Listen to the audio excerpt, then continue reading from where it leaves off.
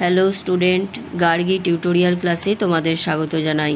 আজকে আমার বিষয় হলো বর্ধমান ইউনিভার্সিটি ফার্স্ট সেমিস্টার স্টুডেন্টদের জন্য এইইসি যে সাবজেক্টটা আছে সেই বিষয়ে আমি আগে তোমাদের সিলেবাসটা তুলে ধরবো, তারপরে এর সম্পর্কে আমি কিছু তোমাদের গুরুত্বপূর্ণ তথ্য দিয়ে রাখবো।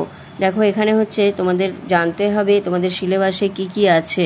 প্রবন্ধের মধ্যে তোমাদের কি কি পড়তে হবে: স্বদেশী সমাজ রবীন্দ্রনাথ ঠাকুরের, বাংলা ভাষা স্বামী বিবেকানন্দের, স্ত্রীজাতির অবনতি বেগম রোকেয়া, অপবিজ্ঞান রাজশেখর বসু, বই পড়া প্রমথ চৌধুরী।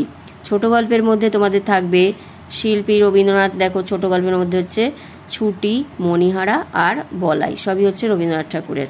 আর হচ্ছে নৈবেদ্য কাব্যগ্রন্থের মধ্যে রবীন্দ্রনাথ ঠাকুরের পড়তে হবে বৈরাগ্য সাধনে মুক্তি সে আমার নয়, এটা হচ্ছে তোমার 30 সংখ্যক কবিতা। এগুলো সবই নৈবেদ্য কাব্যগ্রন্থের অন্তর্গত। তার মধ্যে তোমাদের 4টে পড়তে হচ্ছে।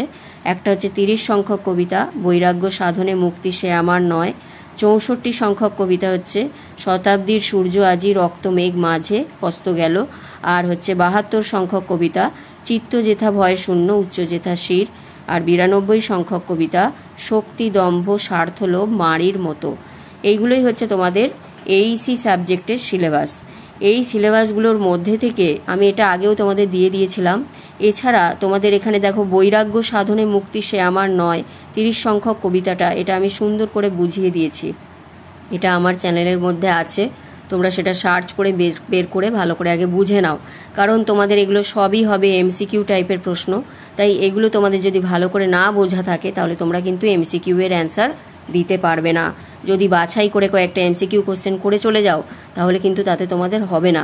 তাই তোমাদের আগে এগুলো সব বুঝতে হবে। তাহলে আমার এখনও অবধি এইটা বুঝিয়ে দেওয়া হয়েছে। আমি এর পরবর্তীতে তোমাদের জন্য ভিডিও এবার আনতে চাইছি যে অপবিজ্ঞান, বই পড়া, স্ত্রীজাতির অবনতি, এইগুলোকেও আগে ভালো করে ব্যাখ্যা করে বুঝিয়ে দেবো। তারপর এর থেকে তোমাদের এমসিকিউ টাইপের প্রশ্ন দেবো। তাহলে তোমরা চ্যানেলটাকে ফলো করতে থাকো। শীঘ্রই আসতে চলেছে তোমাদের এইগুলো প্রবন্ধের যে বিষয়গুলো, এগুলো কঠিন, এগুলো আগে আমি তোমাদের বুঝিয়ে ব্যাখ্যা করে দেবো, এরপর এদের প্রশ্ন দেবো, তারপর আবার এগুলোতে আসবো। আশা করছি ভিডিওটি ভালো লেগেছে। যদি ভালো লেগে থাকে একটা লাইক করে দিও, আর চ্যানেলে নতুন হলে সাবস্ক্রাইব করে নিও। আর আমার একটা বিষয় বলার আছে যে তোমরা কী ধরনের ভিডিও আমার কাছ থেকে দেখতে চাইছো সেই বিষয়ে তোমরা কমেন্ট করে জানাও, তাহলে আমিও জানতে পারবো। তাহলে দেখা হচ্ছে আবার পরের ভিডিওতে।